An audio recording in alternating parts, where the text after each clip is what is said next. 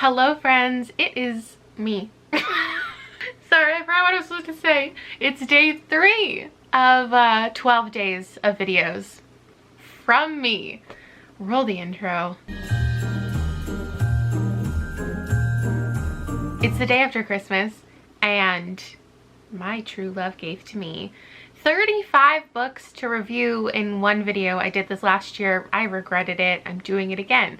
My content in November and December just gets confusing because like I can't post my Goodreads video with everything that I read. Like it's the only thing I really read in November and I can't post that until the first week of December. And then I also had another video go out in the first week of December, and doing a wrap up at that point would have been so late in the month and just like so repetitive that I wait until the end of December and then I combine them. But now there's just too many books. But here's the thing about this video, like I don't think anybody really watches it because like who wants to watch a wrap up at the end of the year? People just want end of the year content, not end of the month content. So I can really do whatever I want here because there's only a few of you. So what I've decided to do, because I'm tired from all the cheese and chocolate I ate for Christmas, I don't want this video to get too long. So I always organize my wrap-ups in stupid ways. And I am gonna do this one with like how accurate the title is. Maybe I'll talk about why. I can't spend more than 30 to 60 seconds on each book because I have to get this video up. Okay, so well, let's have 3 categories: super accurate, semi-accurate, and I don't know why this is titled what it's titled. So in the first category is titles that I think are super indicative of the story itself. We're starting with Dune. We've got Dune and Dune Messiah. This gets an A for accuracy because it's about the planet Dune, and we have different houses and people who all want to control this planet because it produces something called the spice that only is on the planet Dune, and it does a lot of things in your life. And we've got themes of corruption and betrayal and control, and it's a 5-star, Dune and Dune Messiah. And it's about like false messiah, and we're following a character named Paul and the things that he takes on and the things that he fucks up. And accuracy, A+. Next up, I hope you're staying with me here, When the Reckoning Comes by LaTanya McQueen. Accuracy, A+. It is literally a horror book about what happens when the reckoning comes. We are on a plantation, and the ghosts of the former enslaved people, during a wedding weekend, they decide what needs to be done to everybody involved, and especially our 3 main characters who were friends as children, and they're just coming back together in their adulthood, reckoning with their friendship and their past together as well. Oh, this one, accuracy, A+. Feminist Theory from Margin to Cinder by Bell Hooks. It's a nonfiction, so it's literally feminist theory. From Margin to Center can be summed up by the idea of like who feminism is meant to benefit, and if the folks in the margins get prioritized, then the people at the center, whatever that means, will automatically benefit. Meanwhile, it doesn't work the other way around. I don't know if that makes any sense. It's a 5-star. Sorry, I'm not giving my ratings. 4-star, 5-star. Is this a mess? Oh, actually this one should be at the top. We're still in the A+ section, but this one should be at the top. It's called My Best Friend's Exorcism, and that just lays it out. It is an entire story that leads to our main character's best friend's exorcism. It takes place in 1988. We have Abby and Gretchen. They're best friends. It kicks off with their friendship, how they became best friends, the things that they've gone through as friends, and then one fateful night something happens to Gretchen and Abby has to get an exorcist involved, and along that journey of figuring out what's wrong with her, it's gross and weird and a really fun, mostly fun horror story. This one's super accurate too. A Snake Falls to Earth by Darcy Little Badger. Well, it's not the entire story, like the snake's not falling the entire time. But the kickoff of the book, it's not just a reference to a snake falling to earth, like the catalyst of the story is when a snake falls to earth. So we've got a girl named Nina. I feel like I've read this so many times. A lip hand. I just don't know how to really describe it other than its synopsis. It's a flaw of mine. It's just about a lip hand girl and Ollie, who is a snake, and they work together. They go on little adventures to try to help out his friend and all just get along and be happy. It's 3 stars. Next up, we've got The Bridge of San Luis Rey by Thornton Wilder, which is about the Bridge of San Luis Rey and its collapse and the people on it and affected by its collapse, like their lives. So I guess it could have been called like The People Who Were on the Bridge of San Luis Rey, and that would have been 100% accurate. This is like a 95% accuracy, because it's not just about the bridge, but it's following a person who is learning about all of the people's lives on the bridge, and it's like this big conversation about fate, I guess, and like destiny, and like why it was these people, and if there's a reason, if there's something tying them all together. Then, ooh, let's go with Blackout by Danielle Clayton, Tiffany T. Jackson, Nick Stone, Angie Thomas, Ashley Woodfolk, and Nicola Yoon. It says, even love stories can glow when the lights go. So it is a rom-com set in New York during a blackout. And again, it could be called The People Who Fell in Love during a blackout. But the blackout is the catalyst of the stories. So I would give it an A for accuracy. I didn't really like it. I think that there's a lack. It's factual, right? Like there's a lack of romance stories centered around anybody who isn't white. So like it's fantastic that all of these are Black love stories, but some of them just didn't feel like romance to me, or the romance that I was like anticipating. And they are short stories, there's only so much you can do. And I like how this is written. Like I think the stories were in the right order, and I think that the story that's going through the entire book that ties them kind of together is cool. But overall it was a 3 for me, but a 5 for accuracy in the title, and that's all we care about here. Next, top of the list is The Final Girl Support Group by Grady Hendrix, because it is about a support group for final girls, all who experienced or survived like mass murders, and them getting together for decades to support each other. And then when the book takes off, it's when like one of the women misses a meeting, which never happens, and they all start to think something's happened to her, and then a lot of action happens after that, and it is a wild horror movie-esque adventure. What did I give it? 3 stars, I think. Next up, let's do Little House on the Prairie by Laura Ingalls Wilder, because it's about a little house on the prairie.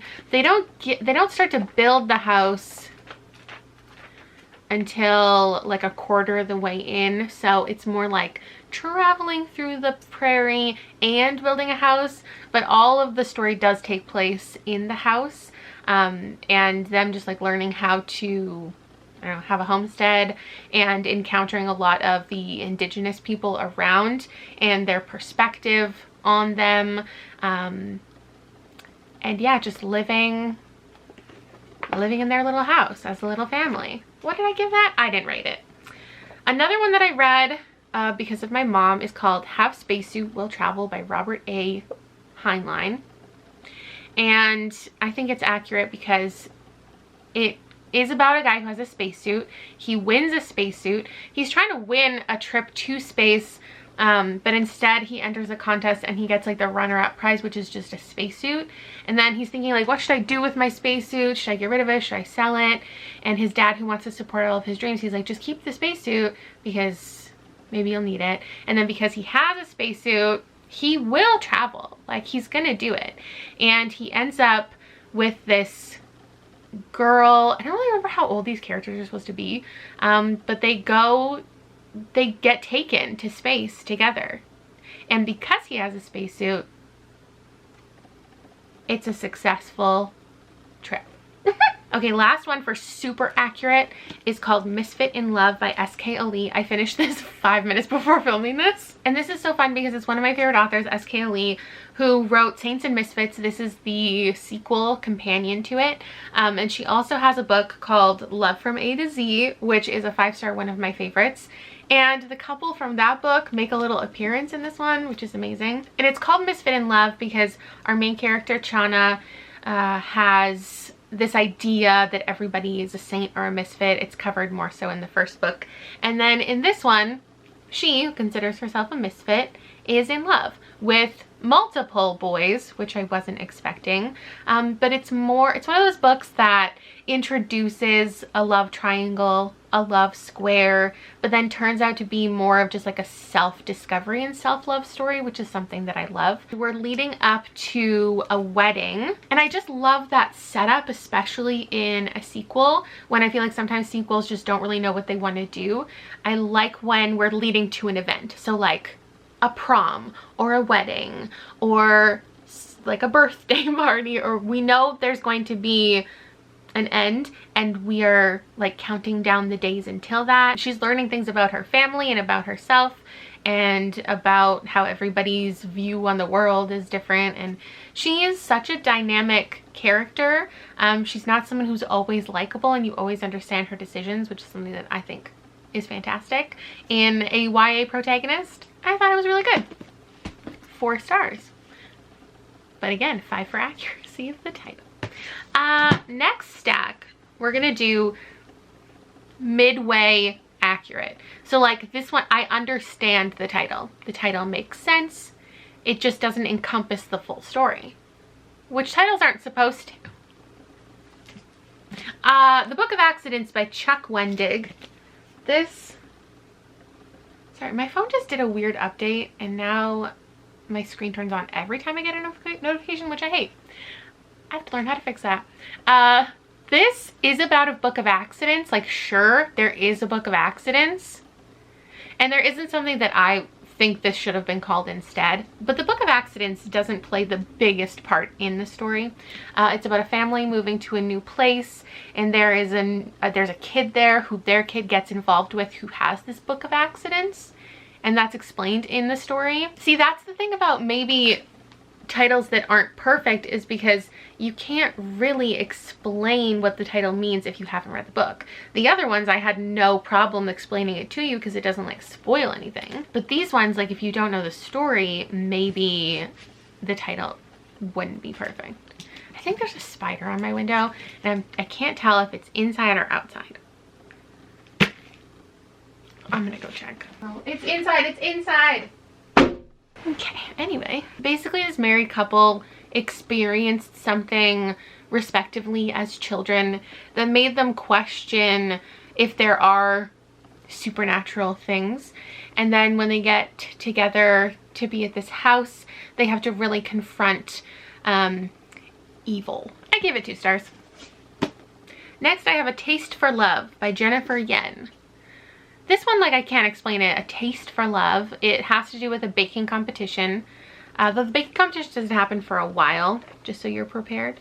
And she is a judge for the baking competition, and her mom is using it to try to set her up with various boys who she thinks are right for her. But most of the book is her, like, falling for this guy. It's like a grumpy sunshine thing. They don't really like each other at first, and then they keep getting put together in different scenarios, and it's about tasting sweetness, but she also has a taste for love. Like, it makes sense. It's just not the best title of all time. Moving on to Goblin by Josh Malerman. Like, could I envision this being called something else? No. Goblin is the town that things take place in, and obviously it's an ominous word that grabs your attention, so it makes sense. It's just not like, does this describe what's going on in the book? No. So I give it a B. A B is a great rating. For the book itself, I gave it a 3. It's told in 6 novellas. There's a really intriguing prologue, an epilogue that really lets you down, and the stories just get less and less interesting as you go. There's a lot about characters who are involved with like animals, like working at a zoo, or just like coming into contact with an animal like trying to run over an animal. That's my biggest memory from this, is all of the animal cruelty. There's also a character who is terrified of being scared to death, and just, it's an interesting cast of characters. A lot of them are memorable, but it's also just a little dull overall. Next is Reprieve. James Hahn Matson, I gave this 5 stars. Reprieve makes sense. It's the word that's used when you want to quit the escape room. The escape room sections of this book amass maybe 20 pages of the entire 400-page book, and in the rest of it you're reading about all of the characters who are in this escape room together, how they got there, how they like became a team to begin with to work together to win this monetary prize. There's a lot of rumors and history about this spooky house, but it's more just like a literary social commentary. So reprieve is it's a word that can have multiple meanings when you read the story, so its accuracy is like a B. Then I have A Dowry of Blood by S.T. Gibson. Dowry, it's a dowry and it is bloody. It's especially bloody because it's about vampires, so I'm fine with this title. This isn't about good versus bad titles. Like, do I enjoy the title? Is A Dowry of Blood intriguing and spooky and inspires people to pick it up? Yeah, it's a good title. We're talking about accuracy. Constanta is writing about her experience being in an abusive relationship with this man who like brings other people into their marriage and into their bed, and they're all very interesting characters, but bad things begin to happen. I gave it 4 stars. This video is getting more unhinged. The Nature of Witches by Rachel Griffin. Sorry. 5 stars. It is about the nature of witches. It's a very nature-based story. Each witch is like born in a different season and has their powers during that season. But then we're following, is she called an Ever Witch? Or am I thinking of a different book? Yeah, an Ever Witch, Clara. And do I think it could have been called like The Ever Witch? Yeah, but I feel like there's other books that have that title. Basically, it's about a girl getting control of her magic and living and being at her fullest potential, having magic year-round. She's also falling in love.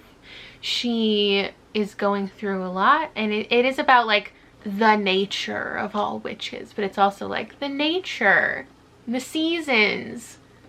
So it's a B. Black Sun by Rebecca Roanhorse seems to be good for this middle stack, though I don't think there's anything this could have been called that really encompasses what the entire story is, and I don't even know how to sum that up.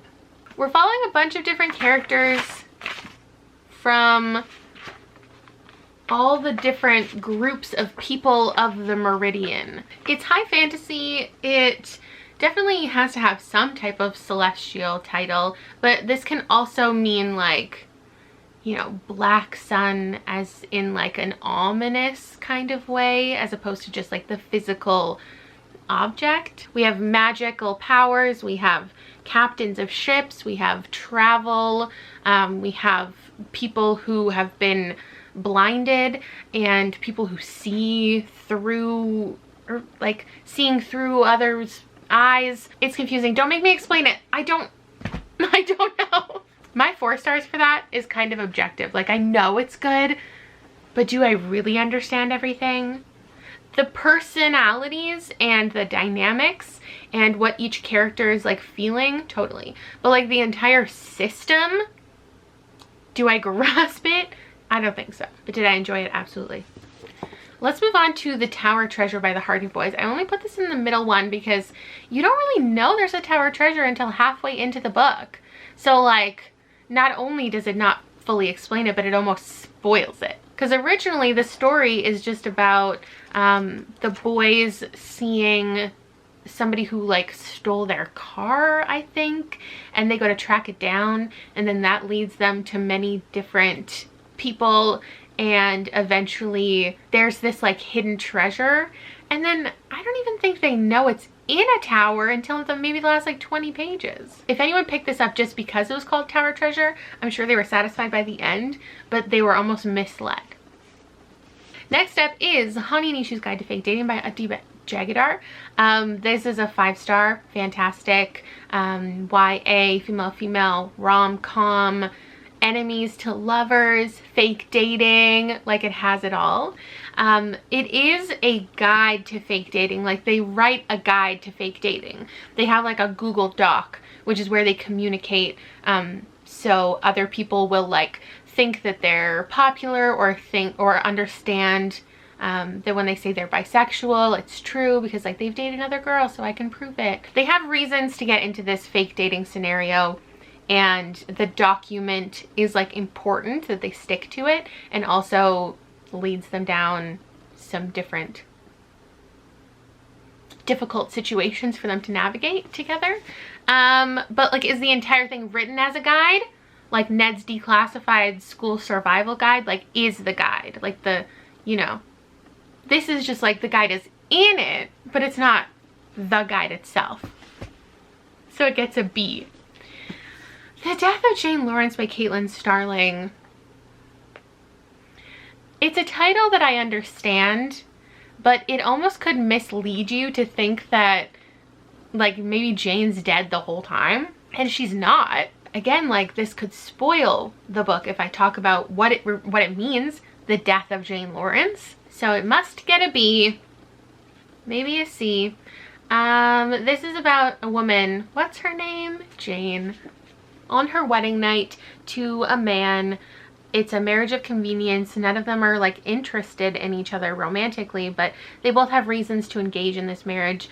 She shows up to his family manor, which she's not allowed to go to, and what she encounters there is her husband in a different state than she knows him to be. He is a surgeon, and there are some scenes where they like work together and it's very fun, but then it devolves into just strange magic, and not the type of strange magic that I enjoy. So it ended up being a 3, and that's that. Then we've got Chasing the Boogeyman by Richard Chismar, another 3-star. Like, yeah, there is chasing a boogeyman, because in it, it's apparently a horror story. I would call it a mystery. And there's like a journalist, Richard Chismar himself, who he's writing it like true crime, but it's a fictionalized true crime of like this string of murders. And some people think that it's like this supernatural boogeyman, but it's just like it's just a serial killer who. Do people actually refer to him as the boogeyman? I think like a little bit. There's a book inside the book, and the book inside the book is called Chasing the Boogeyman. So the reference makes sense. But boogeyman just kind of, I feel like references something else that isn't true. So I don't know how I feel about it. And then I have Jennifer McMahon's The Drowning Kind, which is about the drowning kind. Like, there are people who are continually drowning in this place. But the story is more so about this girl who just lost and is grieving her sister. And she doesn't believe that she would have died via drowning because it was in like their family pool, and she was an expert swimmer. So she thinks that something more is going on, and she believes there are supernatural ghost reasons for things, because you know, strange things are going on. And then there's another story of like back in the day, people just discovering this spring, which supposedly has magical properties that can grant you whatever you want. And I don't really remember if there's any drowning references in that section. So like it makes sense, but it's not the perfect title. Not that I could retitle it anything better. Now we're into the last stack, which a lot of these are still titles that make sense, but not perfectly, I guess. So Later by Stephen King. Listen, Stephen King has written so many books, he's used up all the titles. There's only so many left. But Later is really just a reference to the way the book is written, which is not the best way to come up with the title. It's basically about this kid, and he's constantly like, later I would come to understand what this really meant, and later you'll see what the ghost meant when he said this. It is a bit of a gimmick. It's not too overdone in the book, in my opinion. I thought it was good. I can't really remember if it comes back around and like it means more than it did. It probably does. But like, it's a C title for what the book is. It's about a boy and he sees ghosts, and then he works together with his mom's ex-girlfriend to solve a string of crimes. I think this could have been a whole series. I probably would have read it as a standalone book. 4-star. Next up, we've got Cackle by Rachel Harrison. This is only called Cackle because like there's a witch in it, and like occasionally she cackles. But like, is that really enough to call your whole book Cackle? Maybe. It's kind of like a classic title. It's better than it being like the witch of... Where is she going? Oh, just a small village upstate. Okay, well, at least it's not called The Witch of the Upstate Village. I guess why not take this title? Because if no one's used it before, it's there. And it's like a classic, you know, Halloween movies are called Toil and Trouble and Trick or Treat. So it's fine. But it's not great. Annie is in a life change right now. She just... broke up with someone, and now she's moving to a new place, but she's constantly thinking about her ex-boyfriend and wanting to be with him, and she has to start her new life, and there's a woman who's a witch in the town that she moves to who like wants to support Annie in her becoming an individual and standing up for herself. It was a 2-star. But it was like a fun, silly horror book, which I don't encounter very often, and so I'm glad that I know it exists so I can recommend it to people who don't like spooky, scary stuff. Next up is Comfort Me with Apples by Catherine M. Valenti. Like, I get the title. I definitely get the title, and I like that it references something. I really don't want to spoil for anyone what this covers, because it's a very clear story and reference and a story that you know. But I feel like that's the fun of the book, is getting to discover those things. So just know it's about a woman who is being very controlled and doesn't know if she can fully trust her husband or the community that she lives in. And it gets weird, and it's fun, and it's 5 stars. I don't think the title really covers it, but a 100-page book, like, what can you really title this? Some of these I might have just forgotten why they're called what they're called. Because like A Psalm of Storms and Silence by Roseanne A. Brown, I just think this wanted to be a blank of blank and blank for the marketing of it all. Because even A Song of Wraiths and Ruin, like, is that really, does that really cover it? But do any of the books that are a blank of blank and blank, like, are they really that thing? Is this A Psalm of Storms and Silence? No. I understand the reference. This is about a princess and a boy, and in the first book they have to kill each other to resurrect or get back a family member. And in this one they are apart, and they're trying to not be apart anymore. It's a lot of pining, it's a lot of being in each other's like minds, which is very interesting. But yeah, a 2. We also have another Ruin book here, The Bones of Ruin. The Bones of Ruin. I semi-get what it's going for, but I don't think that covers it either. I think it just wants to be the blank of blank. It's about a tightrope dancer and the exploitation of her in this circus-like environment. She becomes a competitor for a circus of freaks, a tournament of freaks, and her whole thing is she can't die, and so she has an edge on the competition. But more of the story is just her trying to figure out where she came from, who she is, because she has no memories, and obviously she's living a very different life. than other people. It was really good. I don't think I'll continue in the series, but I ended up giving it a 4-star. And then I have another one with bone in the title. I think bone is just probably trendy word right now, because this one's called Near the Bone by Christina Henry.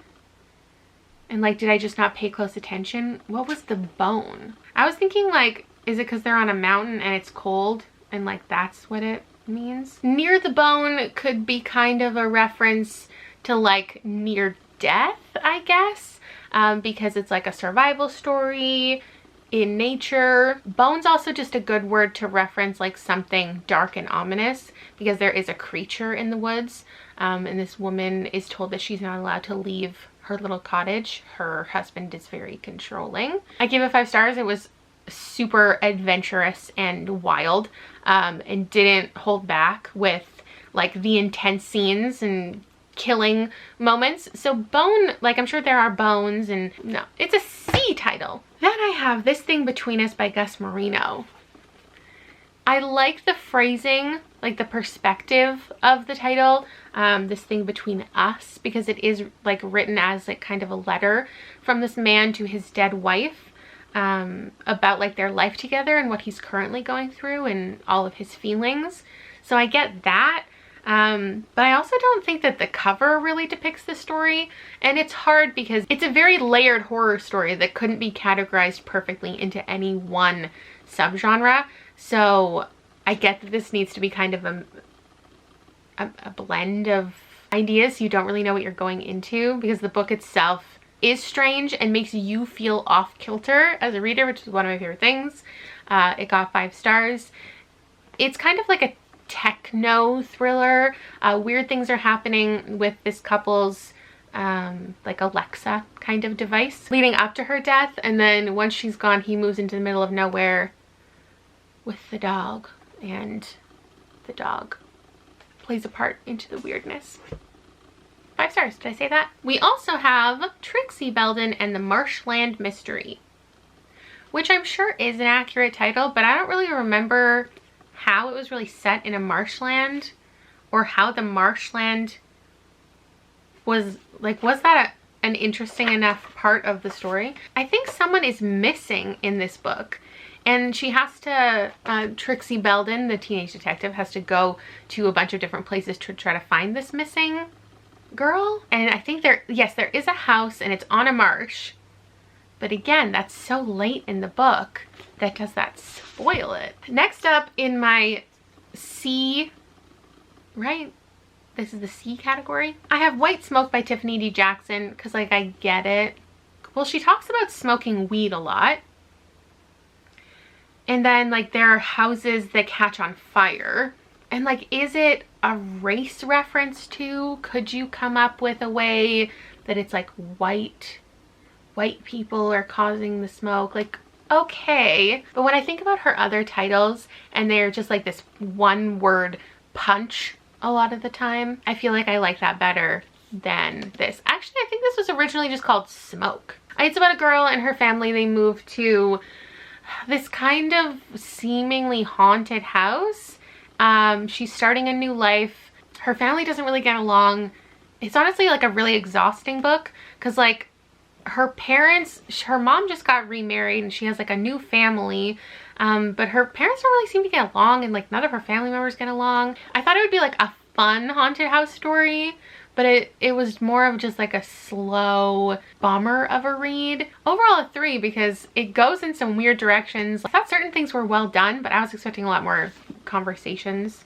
And White Smoke doesn't fully encapsulate things as well as I think a title could have. Could I come up with a better title?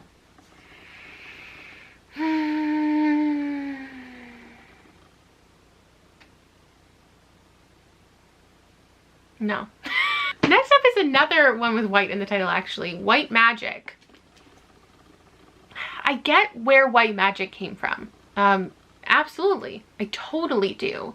But like, this should have been the title of a chapter, because I thought this whole thing was going to be about the whitewashing of magic, indigenous practices that are taken and bastardized by white people. And there definitely are references to racism, colonialism, and all of that type of stuff, but it's more this woman's story. It's Alyssa Washudo.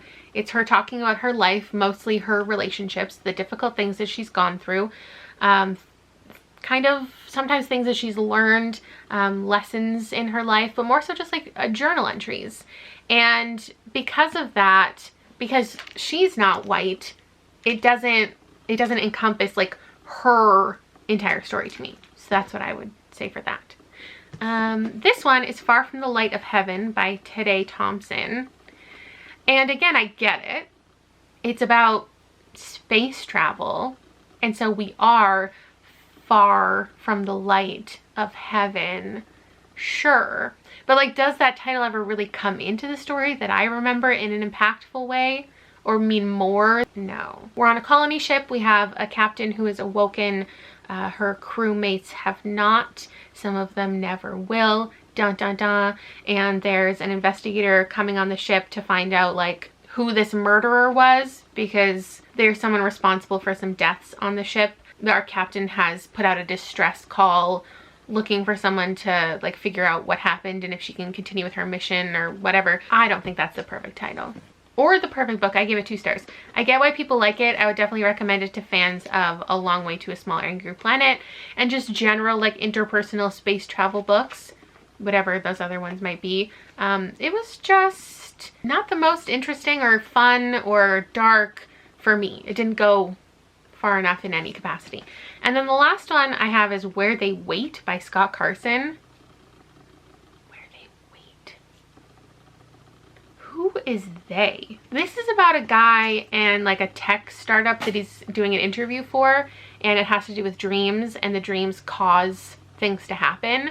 And again, it's like corruption and power, and there's a lot of really interesting conversations in here. I gave it 4 stars, but I don't think the cover or the title is doing this book justice. Like, are you gonna pick this up called this, not knowing what Where They Wait actually means? I don't think I could even explain to you what that means. There is this idea in the app of like guided meditation and people whispering and like that doing something to your mind.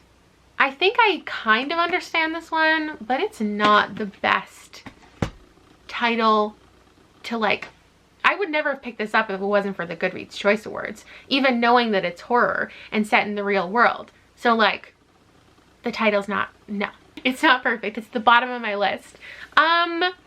Wow, what do I want to ask you? Do you agree with any, do you disagree with any of my picks? Do you want to explain a title to me that I didn't fully understand because I've forgotten the plot of the book? Please go ahead.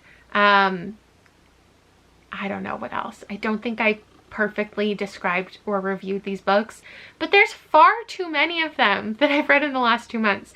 Somebody remind me, please, not to do this again next year and just make a November wrap up happen. And yeah, that's it. That's what I read in the last 2 months. I hope you enjoyed this video as much as you can. Hopefully I'll title it something that accurately depicts it. I have to think on that. And I'll see you tomorrow because we're here for 12 days, baby!